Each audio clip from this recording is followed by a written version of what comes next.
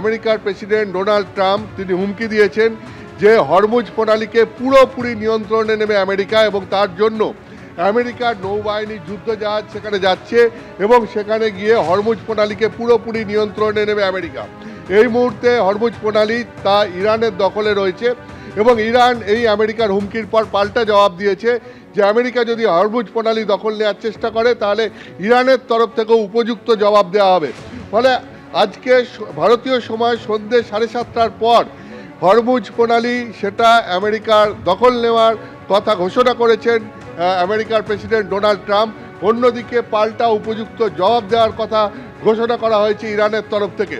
ফলে হরমুজ প্রণালীকে ঘিরে আবার নতুন করে একটা উত্তেজনা তৈরি হয়েছে এবং এই মুহূর্তে যেটা জানা যাচ্ছে যে হরমুজ প্রণালীতে সমস্ত রকম জাহাজ চলাচল বন্ধ হয়ে গেছে।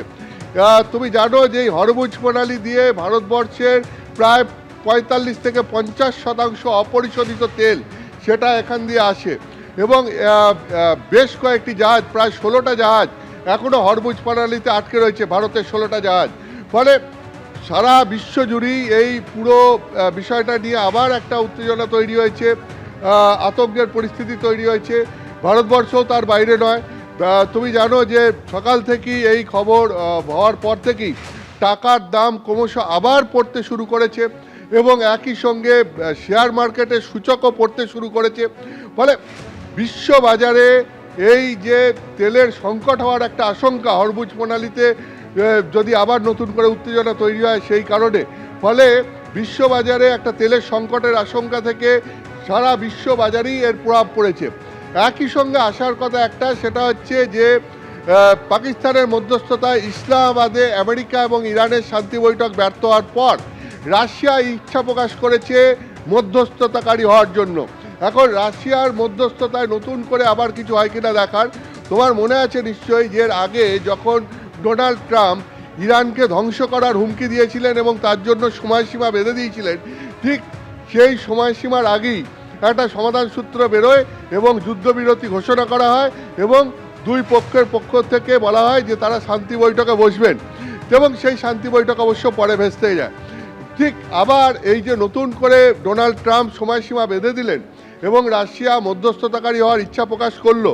ফলে এটাই দেখার যে আজকে ভারতীয় সময় সন্ধ্যে 7:30টার পর নতুন করে হরমুজ প্রণালীতে উত্তেজনাপূর্ণ পরিস্থিতি তৈরি হয় নাকি তার আগেই আবার নতুন করে কোনো সমাধান সূত্র বেরোয়। তো এটা দেখার অপেক্ষায় থাকতে হবে।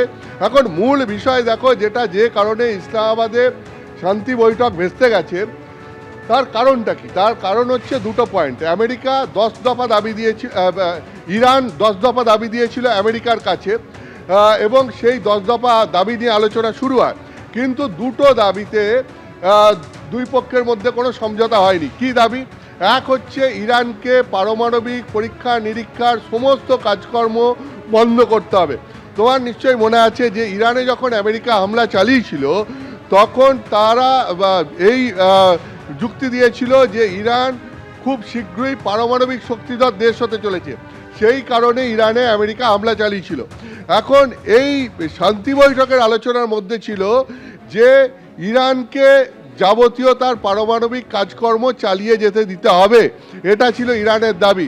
উল্টো দিকে আমেরিকার দাবি ছিল যে ইরানকে যাবতীয় পারমাণবিক কার্যকলাপ বন্ধ করতে হবে। এই পারমাণবিক কার্যকলাপের ইস্যুতে ইরান এবং আমেরিকার মধ্যে কোনো সমঝোতা হয়নি।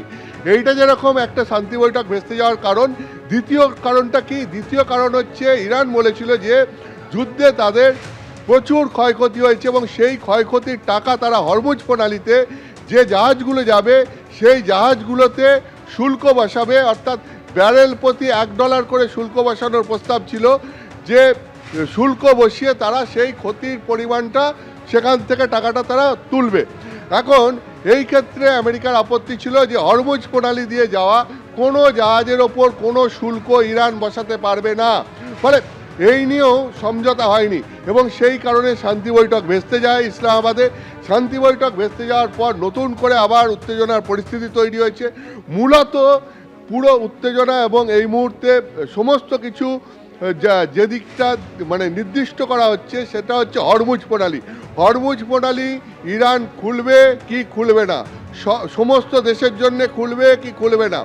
আমেরিকা একদিক থেকে চাপ দিয়ে যাচ্ছে হরমুজ প্রণালী খুলতে হবে, ইরান অন্য দিক থেকে তার অবস্থানে অনড় রয়েছে যে হরমুজ প্রণালী তারা তাদের ইচ্ছে মতো খুলবে, বন্ধ করবে, যে দেশকে যেতে দেওয়ার দেবে, যে দেশকে যেতে দেওয়ার নয় দেবে না। অন্যদিকে আমেরিকার দাবি হচ্ছে সমস্ত দেশকে জাহাজ নিয়ে হরমুজ প্রণালী দিয়ে যেতে দিতে হবে। ফলে আজকে সন্ধ্যে 7:30টার পর কি হয় সেটাই দেখার, যে সন্ধ্যে 7:30টার আগেই নতুন কোনো সমাধান সূত্র বেরিয়ে আসে, নাকি সন্ধ্যে 7:30টার পর হরমুজ প্রণালী উত্তপ্ত হয়ে ওঠে। তো সেটা দেখার জন্য আমাদের অপেক্ষা করতে হবে। এবিপি আনন্দ, এগিয়ে থাকে, এগিয়ে রাখে।